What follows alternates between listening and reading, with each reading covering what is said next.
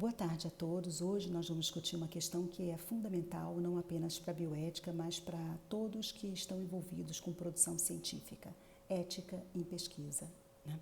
Eu vou dividir essa exposição em duas etapas. A primeira, a gente vai discutir a questão das comissões de éticas, o que são as comissões de éticas, como elas se constituem, e no segundo momento nós vamos discutir a boa prática científica, né? Ou seja, quais são as normas éticas que deveriam ser respeitadas e quem são as agências reguladoras dessas normas éticas para que nós tenhamos uma produção científica fidedigna de qualidade, né? Então, passando à primeira questão, né, as comissões de ética, né? Quem são e o que fazem as comissões de ética? A Resolução 196 de 1996 foi a resolução no Brasil que criou as comissões de ética, né? Essa resolução ela foi alterada posteriormente e foi substituída pela 466 de 2012, né?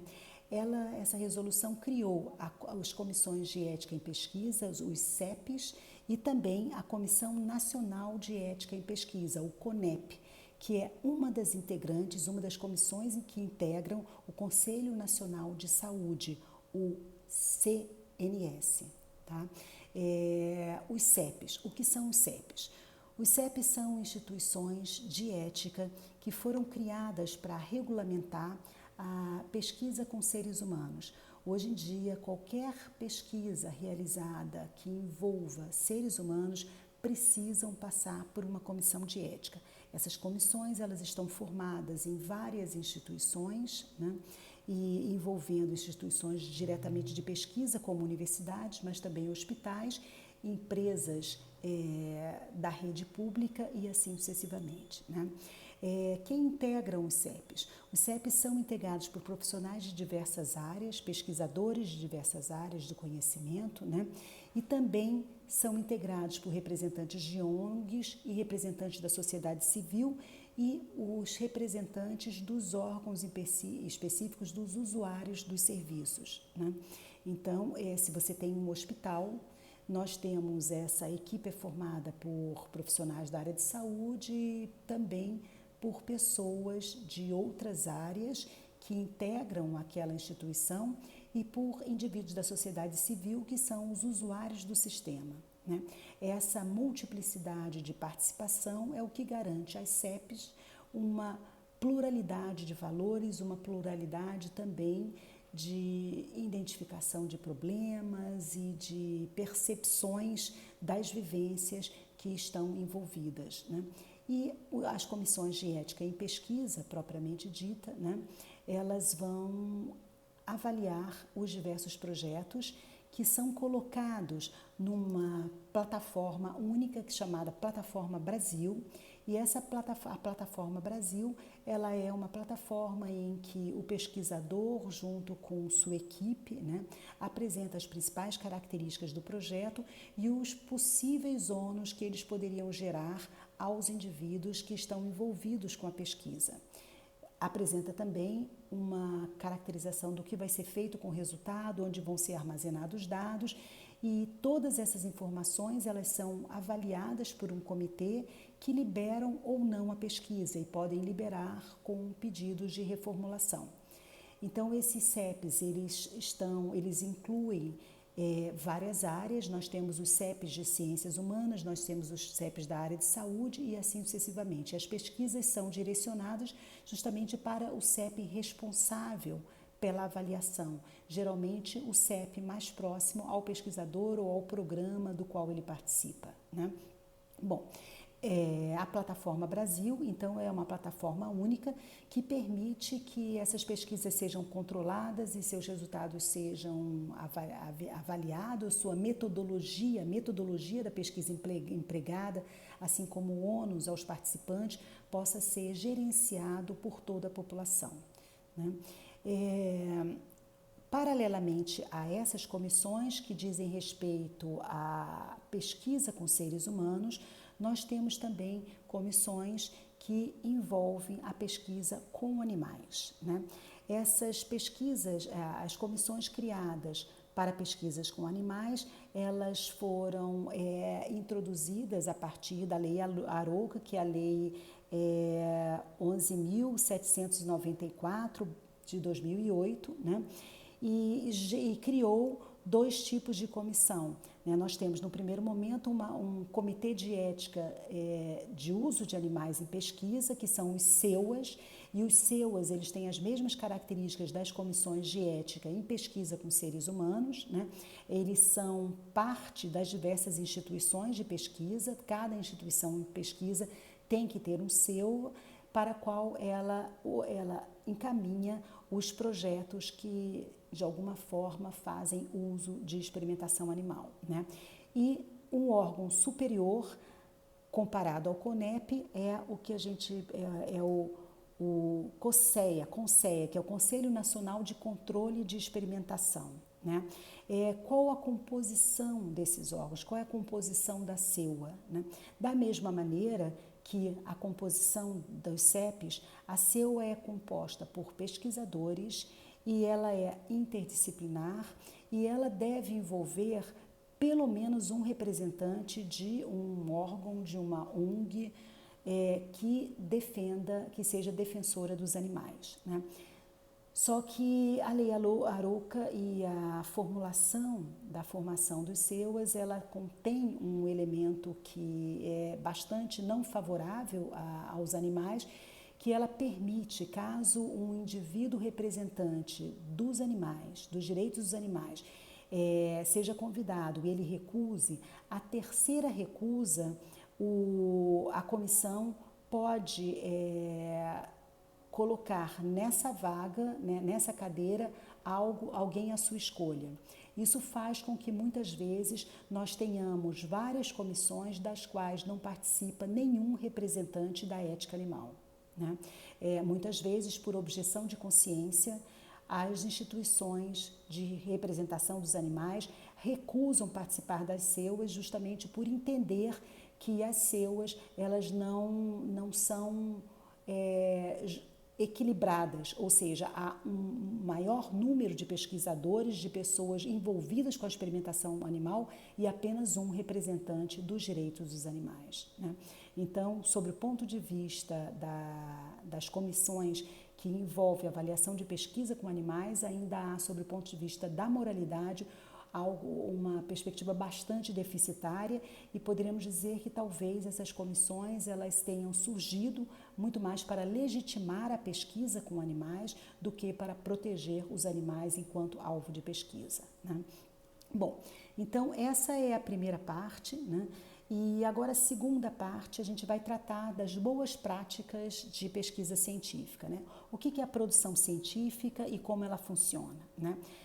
A produção científica é toda aquela cujos resultados são comunicados através de artigos ou comunicações científicas em congressos científicos, né?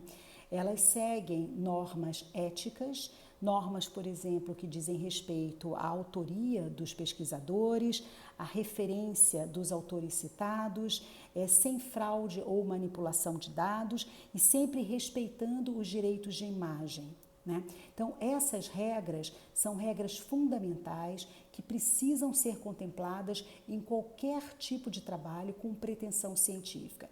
Isso significa que desde o primeiro momento, na faculdade ou no colégio, quando a gente está fazendo um trabalho que a gente supõe que seja um trabalho com algum tipo de pretensão acadêmica, ele precisa contemplar essas regras éticas, né? Ou seja, todas as vezes que nós fazemos referência a um autor com suas próprias palavras, nós precisamos deixar claro, fazer uma citação explícita desse autor e colocar que essa é uma passagem retirada da obra X do autor Y, né? Ou seja, nós não podemos deixar de fazer esse tipo de referência. Muitas vezes as pessoas falam, mas eu não coloquei aspas porque na verdade eu concordo com isso. Não importa. Se nós estamos retirando um texto de uma passagem de uma outra obra publicada, nós não podemos deixar de fazer uma referência. Caso contrário, isso pode ser caracterizado como plágio, né? Então, nós temos sempre que dar voz aos respectivos autores. E nós temos também sempre que, ao escrever um artigo científico, quando nós partilhamos a produção desse artigo científico com outros autores, nós precisamos fazer que conste o nome desses outros autores. E o que caracteriza alguém como autor de uma obra? Bom, autor de uma obra é todo aquele que contribui substancialmente para a concepção ou desenho do estudo, né? Que coleta e analisa e interpreta dados. Ou aquele que participa da elaboração e revisão do conteúdo intelectual, ou ainda aquele que aprova a versão final. Ou seja, todas as vezes que nós vemos um artigo ou um livro escrito por vários autores, nós devemos entender que aquelas pessoas cujo nome está sendo citado ali como autor teve alguma participação nessas 3 etapas, em alguma dessas 3 etapas. Caso contrário, ele está simplesmente pegando carona e isso configura uma má prática científica, né? Bom, no Brasil, o órgão de fiscalização, né, quer dizer, nós temos a revisão dos artigos científicos por pares, ou seja, por profissionais, por cientistas qualificados para análise, e o órgão que centraliza isso é a CAPES, ou a Coordenação de Aperfeiçoamento Pessoal de Nível Superior, né?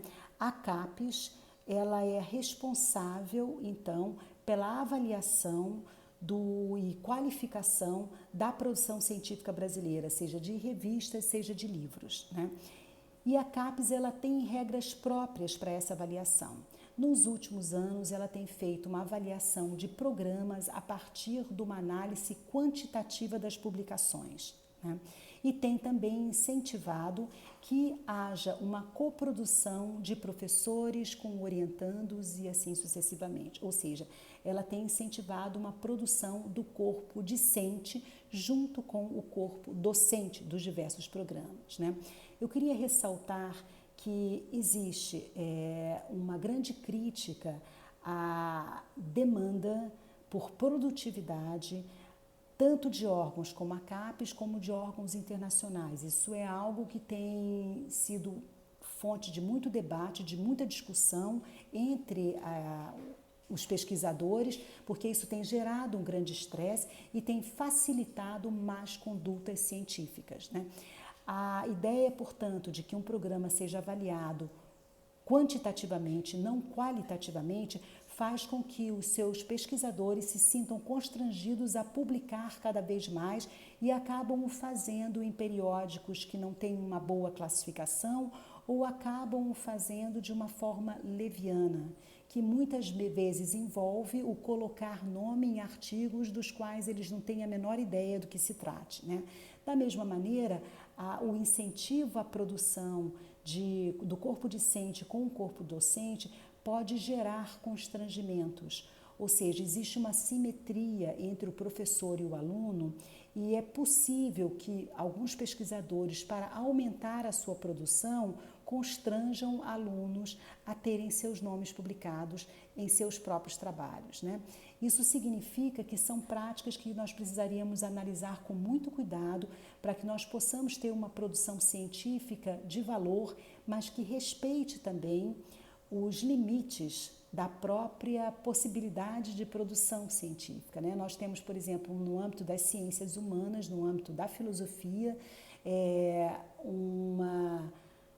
uma morosidade muito grande da produção, justamente porque é um tratamento mais conceitual, que não envolve muitas vezes experimentação ou análise de dados, mas envolve a geração de conceitos, a criação de ideias e perspectivas próprias, ou, de alguma forma, uma revisão bibliográfica de certos autores, né, de certos temas que estão sendo colocados, mas é um grupo que acostumou a desenvolver um trabalho bastante solitário, quer dizer, é bastante nova na área humana a ideia de um trabalho coletivo, né? E existe uma crítica muito grande à imposição de padrões de outras áreas à área humana, justamente porque a área humana ela sempre trabalhou de uma forma diferenciada. E a própria possibilidade de artigos compartilhados ela tem gerado um questionamento muito grande. Nós temos, então, uma defasagem muito grande de critérios utilizados, né? E uma defasagem muito grande, portanto, quando você pega um curso da área humana e um curso da área tecnológica ou da área biomédica, você olha para a produção dos grupos que compõem esses dois programas de pós-graduação e a gente encontra uma defasagem muito grande, porque na área na área da saúde ou na área técnica, muitas vezes você tem e já existe há muito tempo uma tradição de trabalhos onde cada indivíduo executa uma certa tarefa. Então já são trabalhos compartilhados e isso significa que um mesmo indivíduo pode estar envolvido em várias pesquisas. No caso da área humana, isso é muito mais difícil, o que faz, portanto, que os currículos dos pesquisadores da área humana contenham muito menos livros e artigos publicados, né? Então, gostaria de chamar a atenção para a necessidade das instâncias avaliadoras, né? Avaliadoras não apenas de programa, mas da produtividade de seus pesquisadores, levarem em conta a diversidade das áreas, né? E a particularidade de cada tema abordado. Né? Então, isso significa que nós não podemos ter uma regra geral para todos, mas nós podemos sim ter padrões de qualidade e regras éticas que precisam ser respeitadas por todos os lados. E precisamos, então, ter muita atenção ao uso indevido de imagens, ao uso indevido de textos de outros autores, né? O que caracteriza plágio, mas muitas vezes fraude também. Muitas vezes um autor, ele para conseguir apontar para os resultados que ele gostaria, ele se utiliza levianamente de informações que não foram tratadas, que não passaram ainda por uma avaliação dos pares, né? Não foram ainda referendadas, portanto, pela própria pesquisa científica, né? Então, eu gostaria de chamar a atenção para isso e chamar a atenção, então, para a necessidade de que esses aspectos sejam discutidos desde o início da formação, desde o colégio. Um aluno precisa saber como ele escreve um texto, como ele faz uma pesquisa, respeitando, né, a autoria dos indivíduos que ele utiliza para aquela pesquisa e, portanto, fazendo com que a sua pesquisa obedeça às regras específicas de integridade em pesquisa. Muito obrigada.